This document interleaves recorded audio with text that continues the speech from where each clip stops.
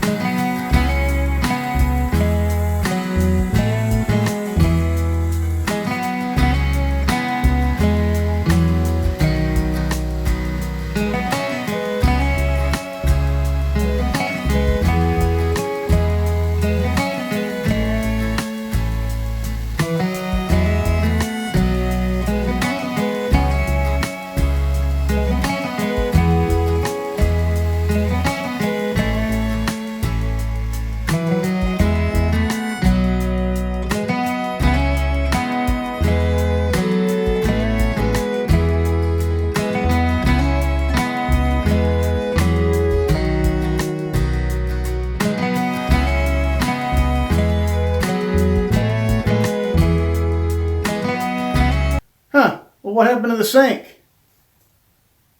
I thought we were doing the sink today. Oh, wait. Maybe we did.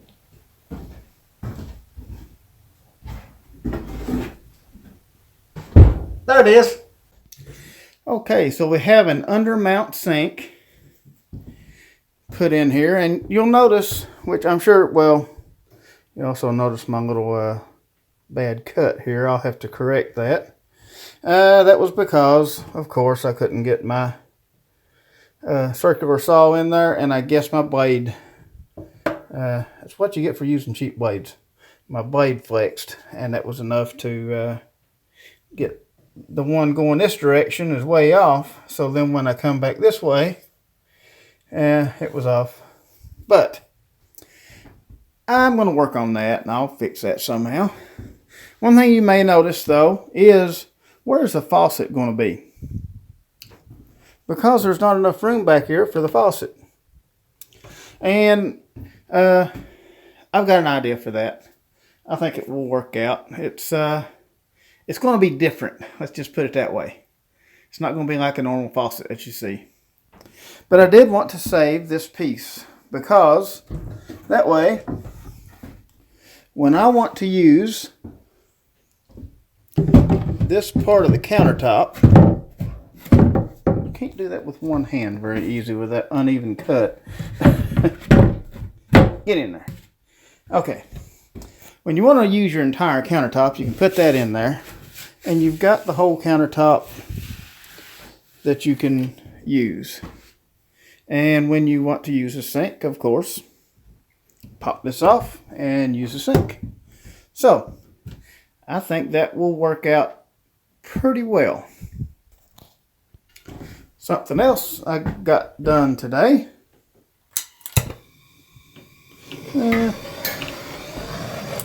Is that. Now we have a stove. All three of them work, but they have to be, they don't have a striker or a pilot light. You have to light them with a torch or a lighter or something like that. I have made a trip to the old Walmart store and picked up a couple of these brand new drains. Because there's no way I was going to try to clean those other ones up. They were too far gone. And they were even pitted. I actually tried to clean one of them. It was actually to the point that they just wasn't going to clean up. So, these are nice and clean. I've already got the plastic pieces put on them. So all we got to do is put these down inside the sink and see what it all turns out like. Yeah.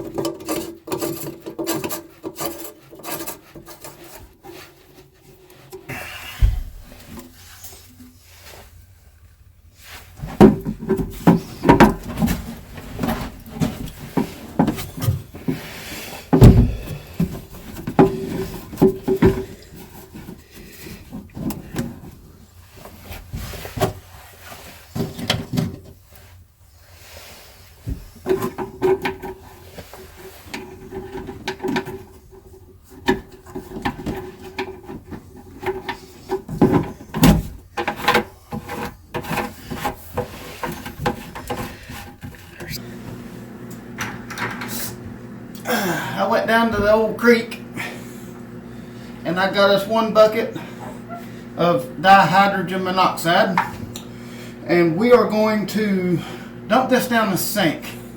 Let's see if we got any leaks. Wish me luck.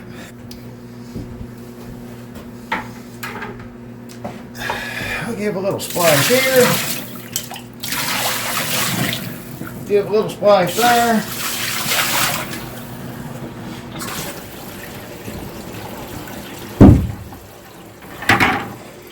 It all appears to be going away. That's what we want. Now I guess we can check the seal around here to make sure it actually holds water. As long as, I mean, there's no reason these wouldn't hold it. So, dump a little in. Dump a little in here. And see if that holds water.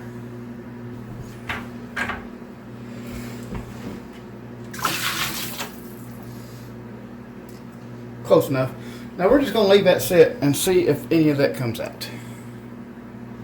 Okay, so while we are letting the water sit in the sink to see if it's going to stay in there,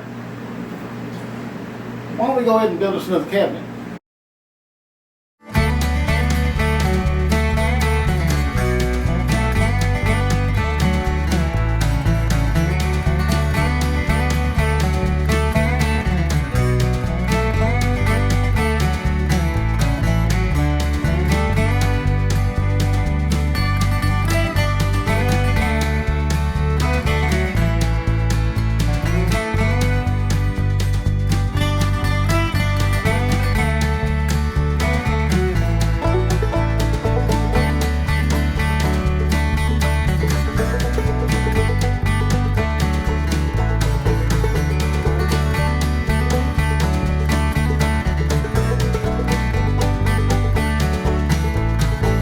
That's got another cabinet slapped up there. And yeah, I know I wouldn't be able to open this door if there's going to be another cabinet over here. I'm not going to put another cabinet on this wall because I think the microwave and all that's going to come out too far really for it to be practical. So it's just going to be these two cabinets and you know, of course the microwave. I may put a shelf or something, but probably nothing else. Anyway, it's got that kind of slapped together. Let's see how our sink is doing with the water in it. Looks to me like, let's see if y'all can see that, it's still holding water. So it's held it the amount of time that it took me to build that cabinet, so that's not too bad. Okay, so you may see a small addition to this sink, and that is a faucet. Now this is not going to be the principal faucet that you use to like wash dishes and stuff. This is going to be for like drinking water. Okay, so if I want to get a glass of water, just like that. Okay, how did I do that? Well, we'll look at it and see here. I'll give you a closer look at the actual faucet itself. Okay, what it is a faucet that goes on one of the blue, well, there's a bottle right there. Got the top cut off of it, but it's one of those big blue bottles like that. That you're supposed to have like in an office or something like that. You just stick this on top of it. As a matter of fact, this is the top of that bottle that I cut off. But that goes down into a pipe, and let me see if I can show you here. Alright, let's go in under here. You can see that comes through there like that, down, over, and then on down into here. And there is the bottle way back in the forgotten corner, because that way, you know, I mean, I'm not going to be able to get a whole lot of stuff back in there. So this way I'm using some of the space anyway. So let me show you how you fill this back up. You don't have to take the bottle out and replace it. That is actually glued in. I heated that with my torch. Heated that mouth of the bottle up with the torch, and it after it was heated up, it allowed that pipe to slide down into it. It is also glued in too, and then all the joints are glued together. And the red pipe, it is the PEX, the same pipe that is in here. I didn't have any more of the small hose. You'll see what I'm talking about. When you get ready to get some water out, there's no buttons sticking up on it, which really, in a way, I would like to have one with the actual push button. But this one, it's a touch. You just touch right there, comes on. Touch it again, it goes back off. It's battery powered. Let me unplug the little line here. Got a little rubber line on this end. And you can see how the bottom of it works. It just kind of hooks that line kind of just hooks into it. And you got a little USB port there to charge it with. It's got a little lithium-ion battery in it. The way you would fill this, let me show you. Pop this cap off. And got a bottle of water here. And you just turn it up and fill it up like that.